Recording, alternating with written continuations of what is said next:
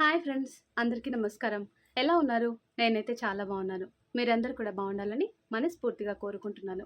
మరి ఈ రోజు కథ నా ప్రాణం నీకోసం ఎపిసోడ్ నెంబర్ 64. ఈ స్టోరీ మీకు నచ్చితే తప్పకుండా లైక్ చేసి మన ఛానల్ని సబ్స్క్రైబ్ చేసుకోండి. అలాగే హైప్ ఆప్షన్ మీద క్లిక్ చేసి పాయింట్స్ ఇవ్వగలరు.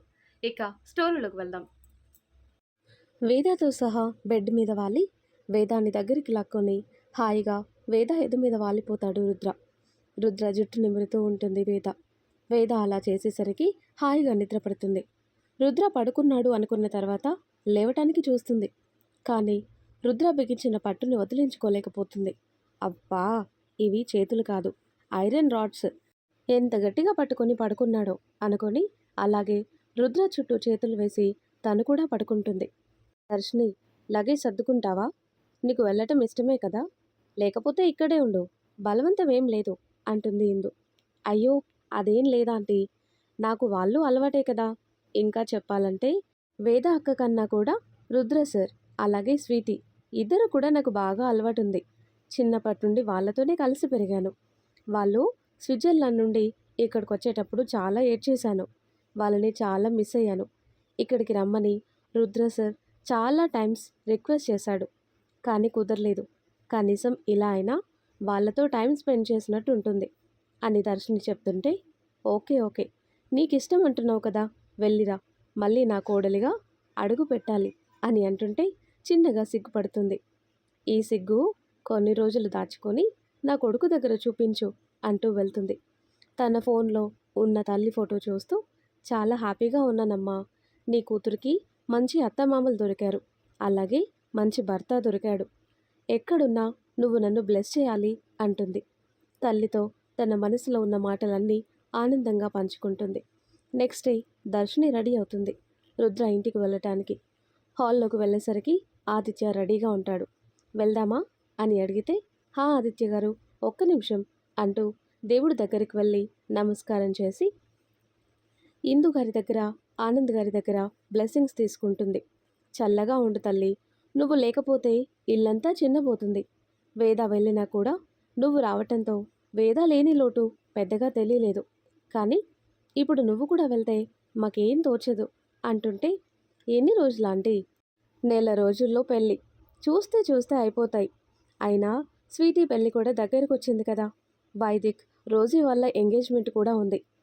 మీరు ఎలాగూ వస్తారు కదా అంటూ దియాకి బాయ్ చెప్తుంటే, నేను కూడా వస్తాను మమ్మీ అంటుంది. ప్రిన్సెస్, వద్దురా, నువ్వు లేకపోతే నాకేం తోచదు. నువ్వు కూడా లేకపోతే నాకు ఇంట్లో బోర్ వస్తుంది. మనం మళ్ళీ వెళ్దాం అంటూ నచ్చి చెప్తాడు ఆదిత్య. ఓకే డాడీ, నువ్వు చెప్పావు కదా, నేను ఇక్కడే నీతో పాటు ఉంటాను అని బుద్ధిగా తలుపుతుంది. గుడ్, నా ప్రిన్సెస్ గుడ్ గర్ల్, చెప్పిన మాట వింటుంది అని దియాకి కిస్ పెట్టి దర్శనాన్ని తీసుకుని స్టార్ట్ అవుతాడు. ఆదిత్య డ్రైవ్ చేస్తుంటే కనురెప్పలు కొట్టకుండా ఆదిత్య వైపే చూస్తుంది. ఏంటి, నన్ను అంతలా తినేలా చూస్తున్నావు అని ఆదిత్య అడుగుతుంటే, మరి ఇప్పుడు రోజు మిమ్మల్ని చూడను కదా, అందుకే ఇప్పుడు కంటి నిండా చూసుకుంటున్నా అని చెప్తుంది. కొంచెం ఓవర్ అయినట్టు అనిపించటం లేదు అని ఆదిత్య ఐబ్రో రేస్ చేస్తుంటే, ఏం అనిపించటం లేదు, నా ప్రేమతో చూస్తే అలా అనిపించదు. మీరు కూడా నన్ను ఇష్టపడటం స్టార్ట్ చేస్తారు కదా, అప్పుడు నేను మీకు దూరం అయితే అప్పుడు తెలుస్తుంది అని దర్శిని చెప్తుంటే, ఓయ్, ఏం మాటలవి, ఇంకోసారి దూరం అయితే అని పిచ్చి పిచ్చిగా మాట్లాడకు, అర్థమైందా అని సీరియస్గా చెప్తుంటే, బుద్ధిగా బేబీ క్లాస్ పిల్లలాగా తల గుండ్రంగా ఊపుతుంది. కార్ రుద్ర ఇంటి దగ్గర ఆపి దర్శిని లగేజ్ తీసుకుని పద అంటూ ముందుకు వెళ్తాడు. వస్తున్న ఆదిత్యని దర్శిని చూసి రండి అని మేడికి చెప్పి దర్శిని లగేజ్ గెస్ట్ రూమ్లో పెట్టిస్తుంది వేద. కొద్దిసేపటి తర్వాత, ఇక నేను వెళ్తాను వేద, నాకు ఆఫీస్లో చిన్న మీటింగ్ ఉంది. దర్శినిని డ్రాప్ చేసి వెళ్దామని వచ్చాను. రుద్ర ఎక్కడా అని చుట్టూ చూస్తూ అడుగుతుంటే, లేరు ఆదిత్య, డాడీ, అన్నయ్య, రుద్ర, అభి అందరూ మగవాళ్ళు ఆఫీస్కి వెళ్ళారు. మమ్మీ స్వీటీ లోపలున్నారు అని చెప్తుంది. ఓ ఓకే, మరి బాయ్ అని దర్శినికి కళ్ళతోనే వెళ్ళొస్తా అని చెప్పి వెళ్తాడు. అది చూసిన వేద, చాలానే డెవలప్ అయ్యారు ఇద్దరు, కళ్ళతోనే మాట్లాడుకునే వరకు వచ్చేసరే అంటూ దర్శినిని ఆట పట్టిస్తుంది వేద. ఓ అక్క, అలా ఏం లేదు, ఇప్పుడిప్పుడే ఆదిత్య గారు కొంచెం నాతో ఫ్రీగా ఉంటున్నారు. ఇంకా టైం పడుతుంది. హ్మ్, పెళ్లి వరకు ఇద్దరి మధ్య ప్రేమ పుడుతుంది, అండర్స్టాండింగ్ వస్తుంది. నువ్వు ఆ విషయంలో ఏ ఆలోచన పెట్టుకోకు. పద, స్వీటీ దగ్గరికి వెళ్దాం అంటూ దర్శినిని తీసుకొని స్వీటీ రూమ్లోకి వెళ్తుంది. దర్శినిని చూసి హక్ చేసుకుని, వావ్, వచ్చేసావా, రా రా అంటూ తీసుకుని వెళ్ళి బెడ్ మీద కూర్చోబెట్టి తను కూడా కూర్చుంటుంది. ఇక వేద, స్వీటీ, దర్శిని కబుర్లు చెప్పుకుంటూ కూర్చుంటారు. వాళ్ళ మాటల ప్రవాహం మధ్యాహ్నం వరకు ఆగలేదు. రుద్ర కాల్ చేసేసరికి లిఫ్ట్ చేసి, హలో, ముచ్చట్లు పెట్టింది చాలు, కిందకు వెళ్ళి ముందు లంచ్ చేయండి అంటాడు కొంచెం సీరియస్గా. మేం ముచ్చట్లు పెడుతున్నామని మీకెవరు చెప్పారు బావా అని అడుగుతుంటే, నాకు ఒకరు చెప్పేదేంటి, అయినా మీ ఆడవాళ్ళంతా ఒక దగ్గర చేరారంటే ఇంకేం చేస్తారో మాకు తెలీదా, ముచ్చట్లు పెడితే మీకు ఆకలి కూడా గుర్తుకు రాదు కదా, ముందు వెళ్ళండి, కిందికి వెళ్ళి తినేసి తర్వాత కావాలంటే తిన్నది అరిగే వరకు ముచ్చట్లు పెట్టండి అంటుంటే, బుంగమూతి పెట్టుకొని, తింటానులే బావా, వెళ్తున్నాం అని పక్కకొచ్చి, నువ్వు తిన్నావా బావా అని అడుగుతుంటే, నువ్వు తినిపించావానే తినటానికి, అక్కడ కూర్చొని తాపిగా అడుగుతున్నావు అని రుద్ర అంటుంటే, అబ్బా బావా, తిను ముందు, రోజు నేను ఆఫీస్కి రాలేను కదా, ఇంట్లో ఎవరూ లేకపోతే వచ్చేదాన్ని, తిను బావా అని చెప్తుంటే, తింటా, ఇందాకే మీటింగ్ కంప్లీట్ అయింది, మీ అన్నయ్యలిద్దరూ వస్తే తింటాం, మీరు కూడా వెళ్ళి తినండి మా అని కొద్దిసేపు మాట్లాడి కాల్ కట్ చేస్తుంది. దర్శిని, స్వీటీ, పదండి లంచ్ చేద్దాం, అక్కడ బావ ఫైర్ అవుతున్నాడు, ఇంకా తినలేదని, రండి అని వాళ్ళని తీసుకొని వెళ్తుంది. వనజ గారిని కూడా పిలిచి అందరూ కలిసి కూర్చొని తింటారు. మమ్మీ, మేము తిన్న తర్వాత షాపింగ్కి వెళ్దామా అని అడుగుతుంటే, రుద్రని అడుగు ఒకసారి, వెళ్ళమంటే వెళ్దాం అంటుంది. ఓకే, ఒకసారి తిన్న తర్వాత బావని అడుగుతాను అని చెప్తూ మాట్లాడుకుంటూ తినేస్తుంది. హ్యాండ్ వాష్ చేసుకుని వాటర్ తాగుతూ రుద్రకి కాల్ చేస్తుంది. ఏంటి మేడం, మళ్ళీ గుర్తొచ్చానా శ్రీ అంటాడు రుద్ర లంచ్ తింటూ. నిన్ను మర్చిపోతే కదా బావా గుర్తుకు రావడానికి అంటుంది నవ్వుతూ. మాటలు బాగా నేర్చావు, ఏంటి కాల్ చేసావు? ఏం లేదు బావా, ఎలాగో ఇప్పుడు ఖాళీగానే ఉన్నాం కదా, అందుకే మేం వెళ్ళి షాపింగ్ చేద్దాం అనుకుంటున్నాం, ఏమంటావు బావా? వద్దు శ్రీ, మీరొక్కరే వద్దు, మేమెవరో ఒకరం తోడు లేకుండా బయటికి వద్దు, నేను రేపు తీసుకుని వెళ్తాను, షాపింగ్ మొత్తం కంప్లీట్ చేసాయి, మీ అన్నయ్య పెళ్ళికి, ఆదిత్య పెళ్ళికి, అన్నింటికీ సరిపోయేలా మొత్తం అన్నీ తీసుకో, సరేనా అని చెప్తుంటే, ఓకే బావా, నీతోనే వస్తాంలే అంటూ చెప్తుంది. ఏమన్నాడు రుద్ర? మీ అల్లుడు వద్దు అంటున్నాడు మమ్మీ, బావనే తీసుకొని వెళ్తాను అని చెప్పాడు అంటుంది. సరే అని లోపలికి వెళ్తుంది. సరే పదండి, అలా సినిమా అయినా చూద్దాం, ఇలా కూర్చుంటే బోర్ వస్తుంది అని వాళ్ళని తీసుకుని సినిమా హాల్కి వెళ్తుంది. ఆ ఫ్లోర్ మొత్తం అదే ఉంటుంది. అక్కడ పెద్ద స్క్రీన్ ఉండి ఒక పక్కన బెడ్ ఉంటే పక్కన మొత్తం కూర్చోటానికి సీట్స్ ఉంటాయి. మంచి ఫ్యామిలీ మూవీ పెట్టుకొని బెడ్ మీద కూర్చొని కాళ్ళు చాపుకొని మంచిగా సినిమా చూస్తూ ఎంజాయ్ చేస్తారు. అలాగే సినిమా చూస్తూ చూస్తూ అక్కడే పడుకుంటారు. సాయంత్రం రుద్ర వచ్చే వరకు కూడా పడుకొని ఉంటారు. అత్త, వీళ్ళెక్కడా కనిపించటం లేదు అని రుద్ర అడిగితే, సినిమా చూస్తామని వెళ్ళారు, చాలాసేపు అయింది, ఇంకా రాలేదు అని వెళ్ళి చూస్తే సినిమా చూస్తూ అలాగే పడుకున్నట్టున్నారు. ఇక నేను కూడా లేపటం ఎందుకు అని లేపలేదు, మూవీ ఆఫ్ చేసి వచ్చాను, ఇంకా లేచినట్టు లేరు, వెళ్ళి చూస్తానుండు అని వెళ్తుంటే, ఉండని అత్త, నేను చూస్తాలే అంటూ వెళ్తుంటే, కాఫీ కావాలా రుద్ర? హా అత్త, మెయిడ్తో పంపించండి అంటాడు. ముందు వెళ్ళి ఫ్రెష్ అయ్యి డ్రెస్అప్ అయ్యి సినిమా హాల్కున్న ఫ్లోర్కి వెళ్తాడు. వేద, స్వీటీ, దర్శిని ఒకరి మీద ఒకరు ఎలా పడితే అలా అడ్డదిడ్డంగా పడుకొని ఉన్న వాళ్ళని చూసి చిన్నగా నవ్వుకుంటాడు. వేద మెడ మీద చేయి వేసి పడుకున్న చెల్లి తల మీద కిసి పెట్టి వేద వైపు చూస్తే నోరు తెరిచి బుజ్జి కుక్క పిల్లలాగా పడుకొని ఉంటుంది. మరదల్ని అలా చూసి ముద్దుగా అనిపిస్తుంది. మెల్లిగా ఎవ్వరికీ డిస్టర్బ్ కాకుండా వేదాన్ని చేతిలోకి తీసుకుని ఎత్తుకొని రూమ్లోకి వస్తాడు. రుద్ర ఎత్తుకున్నప్పుడే రుద్ర చేతి స్పర్శ తగిలి మెలకువ వచ్చిన వేద రుద్ర మెడ చుట్టూ చేతులు వేసి ఎద మీద తల పెట్టుకొని గువ్వ పిట్టలా ఒదిగిపోతుంది. శ్రీ, మెలకువలోనే ఉన్నావా దొంగ అంటుంటే, నువ్వు వచ్చినప్పుడే మెలకు వచ్చింది బావా అని నిద్రమత్తులోనే చెప్తుంది. వేదాన్ని బెడ్ మీద పడుకోబెట్టగానే డోర్ నాక్ చేసిన సౌండ్ వస్తే డోర్ ఓపెన్ చేసి మేడి తెచ్చిన కాఫీ తీసుకొని డోర్ లాక్ చేసుకుంటాడు. కాఫీ తాగుతుంటే వేద లేచి రుద్ర పక్కన కూర్చొని రుద్ర కాఫీ కప్లో తను కూడా తాగుతూ షేర్ చేసుకుంటుంది. అటు అభి కూడా స్వీట్ని తీసుకుని తన రూమ్కి వెళ్తాడు. ఏంటి అభి, ఇప్పుడు గుర్తొచ్చానా నేను? లంచ్ టైంలో కూడా ఒక కాల్ లేదు, ఏం లేదు. వర్క్ మీదకి వెళ్తే అసలు నేను గుర్తుకే రాను కదా నీకు అంటుంది.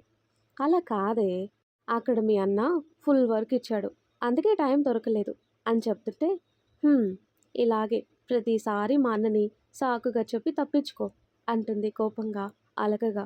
నిజం రా స్వీటీ, కావాలంటే మీ అన్నని వెళ్ళి అడుగు, నేను చెప్పేది నిజమో అబద్ధమో నీకే తెలుస్తుంది.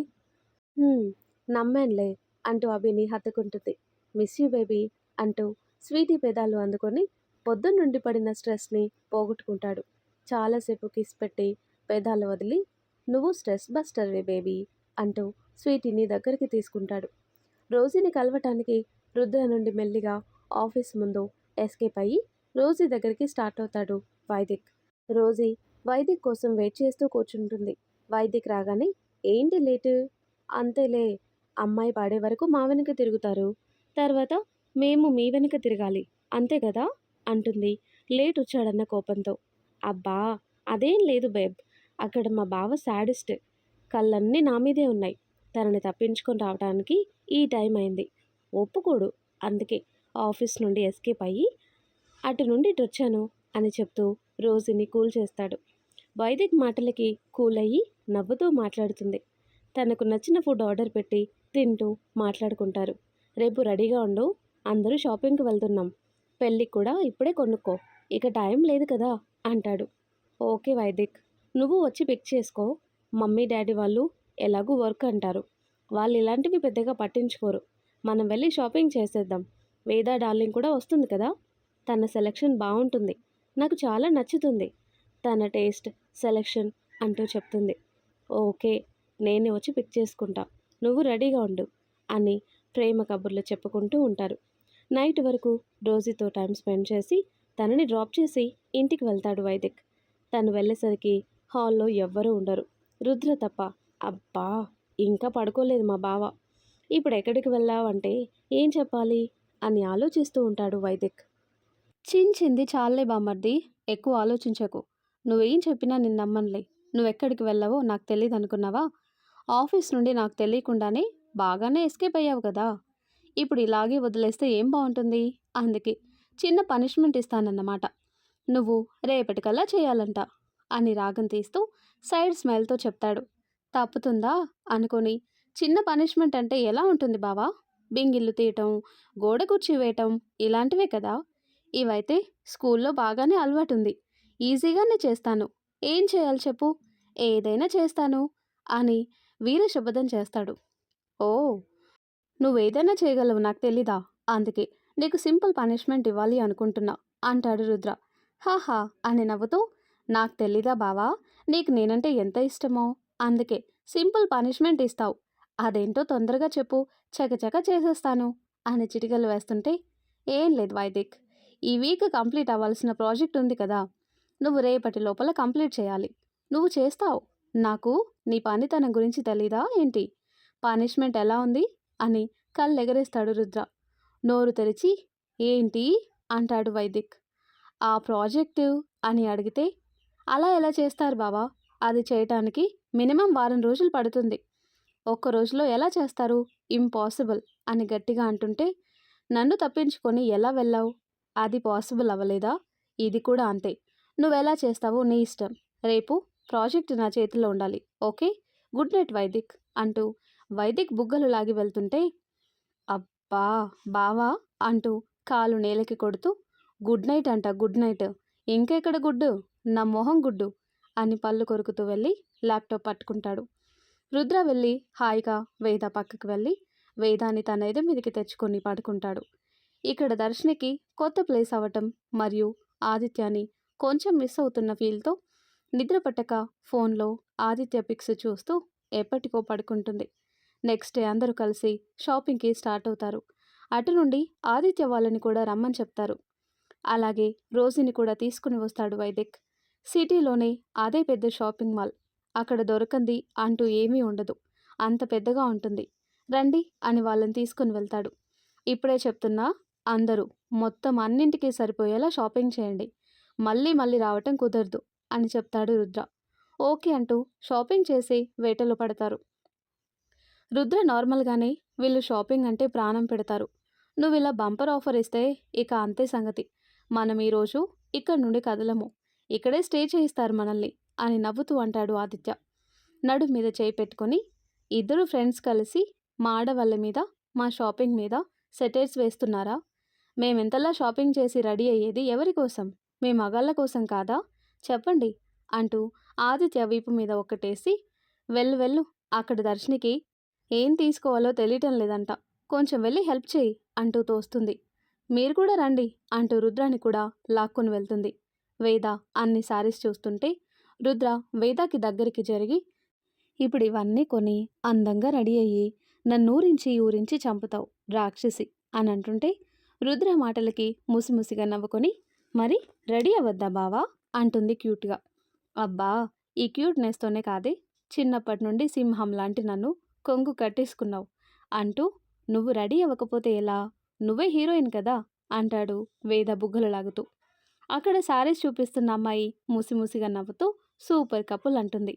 చిన్నగా నవ్వుతూ వేదకి సెలెక్ట్ చేస్తూ ఉంటాడు. దర్శిని దగ్గరికి వెళ్ళి, ఏంటి సెలెక్ట్ చేయకుండా అలాగే నిలబడ్డావు అని ఆదిత్య అంటుంటే, నాకు డ్రెస్సెస్ సెలెక్ట్ చేయటం తెలుసు కానీ శారీస్ పెద్దగా తెలియదు ఆదిత్య గారు, మీరు కొంచెం సెలెక్ట్ చేసి పెట్టరా ప్లీజ్ అంటూ క్యూట్ అండ్ స్వీట్గా అడుగుతుంది. నువ్వు ఇంత స్వీట్గా అడిగితే చేయకుండా ఎలా ఉంటాను అని కూర్చొని ప్రతి ఒక్కటి తానే దగ్గరుండి సెలెక్ట్ చేస్తాడు. ఆదిత్య అలా దగ్గరుండి మరి సెలెక్ట్ చేస్తుంటే దర్శిని కళ్ళల్లో నీళ్లు తిరుగుతాయి. ఇప్పటి వరకు ఎవరు కూడా ప్రేమతో సెలెక్ట్ చేసింది లేదు. ఏదో తనకి నచ్చింది తీసుకునేది, అది కూడా వాళ్ళ పిన్నికి తెలియకుండా. ఇప్పుడు తన కోసం ఇష్టంగా సెలెక్ట్ చేస్తుంటే ఫుల్ హ్యాపీగా అనిపిస్తుంది. నా కోసం కూడా ఆలోచించే వాళ్ళు ఉన్నారు అనిపిస్తుంది. ఆదిత్య దర్శిని వైపు చూసేసరికి కళ్ళు తుడుచుకుంటుంటే, ఏంటి ఏమైంది అని కంగారుగా ఆదిత్య అడుగుతుంటే, ఏం కాలేదు, థ్యాంక్స్ ఆదిత్య గారు అంటుంది. దేనికి అని అడుగుతాడు. దేనికి అంటే ఏం చెప్పకుండా చూస్తుంటే, ఓయ్ నిన్నే, దేనికి అంటే చెప్పకుండా నన్ను చూస్తావు? సరే ఈ సారీస్ చూడు, నాకు నచ్చాయి, నీకు నచ్చాయా చూడు అని అడుగుతుంటే, మీకు నచ్చాయి కదా, బాగానే ఉంటాయి, అవే తీసుకుంటా అంటుంది. అలా ఎలా, నీకు నచ్చింది తీసుకో అంటాడు ఆదిత్య. నేను కట్టుకునేది మీకోసం, మీరు చూడటం కోసం కదా, మీకు నచ్చితే చాలు అంటుంది. రోజుకి వైదిక్ సెలెక్ట్ చేస్తే, ఉండు ట్రయల్స్ వేస్తాను అంటూ తీసుకొని వెళ్తుంటే, బేబ్ నేను కూడా రానా, నీకు హెల్ప్ చేస్తాను అంటూ గారాలు పోతాడు. తమరి హెల్ప్ వద్దు, అక్కడ హెల్ప్ చేయడానికి చాలామంది ఉన్నారు అని మూతి తిప్పుకుంటూ వెళ్తుంది. దీని తిప్పుడు చూడు, ఇలా తిప్పే కదా నా హార్ట్ కొల్లగొట్టావు అనుకుంటాడు. ఈ ఆడపిల్లల దగ్గర ఏదో ఉంది, అందుకే మ్యాగ్నెట్ లాగా వాళ్ళకి అతుక్కుపోతాం అని మనసులో అనుకొని నవ్వుకుంటాడు వైదిక్. ఇంతలో వైదు అన్న పిలుపు వినిపించి తల తిప్పి చూసిన వైదిక్ ఫ్రీజ్ అయిపోతాడు. మరి ఆ తర్వాత ఏం జరుగుతుందో నెక్స్ట్ వీడియోలో తెలుసుకుందాం. ఎంతో ఇంట్రెస్టింగ్గా ఉండే ఈ స్టోరీ నెక్స్ట్ పార్ట్స్ కోసం ఈ వీడియో లైక్ చేసి మన ఛానల్ని తప్పకుండా సబ్స్క్రైబ్ చేయండి. Thanks for watching.